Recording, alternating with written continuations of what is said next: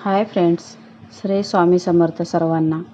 मी तेजस्वी, तेजाज cooking corner या आपल्या मराठी चॅनलमध्ये आपले मनपूर्वक स्वागत करते. तर आज आपण पाहणार आहोत योगा आणि मेडिटेशन करण्याचे फायदे. चला तर मग व्हिडिओला स्टार्ट करूया. आधुनिक तसेच धावपळीच्या जीवनामध्ये ज्याप्रमाणे आहार-विहार योग्य असणे गरजेचे आहे, त्याचप्रमाणे शरीराची सुव्यवस्था राखण्यासाठी शारीरिक व्यायामाची देखील आवश्यकता आहे.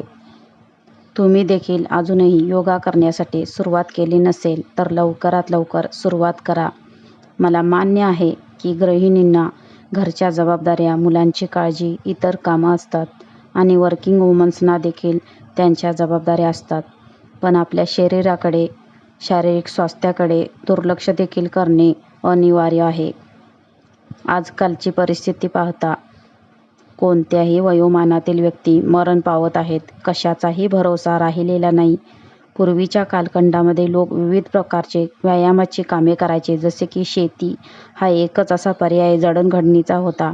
आजकाल आरामदायी जडणघडण व्यवस्था आलेल्या आहेत. उदाहरणार्थ, पूर्वी बायका नदीवर जाऊन कपडे धुवायचे. आजच्या काळात थोडेसुद्धा कपडे हाताने धुतले जात नाहीत. हे झालंच. आज तर भांडी घासण्याचे देखील मशीन्स बाजारामध्ये आलेले आहेत. मेडिटेशन करण्याचे फायदे आपण पाहूया. चला. मेडिटेशन आणि योगा दोन्ही मानसिक तसेच शारीरिक आरोग्यासाठी खूप फायदेशीर आहेत.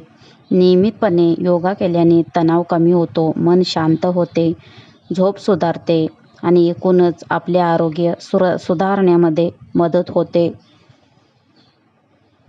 नियमित योगासन करण्याने आपल्या शरीरावर काय परिणाम होतात पाहूया. शारीरिक ताकद आणि लवचिकता वाढते. शरीरातील रक्ताभिसरण सुधारते. पचनक्रिया वाढण्यासाठी सुद्धा आपल्याला मदत मिळते.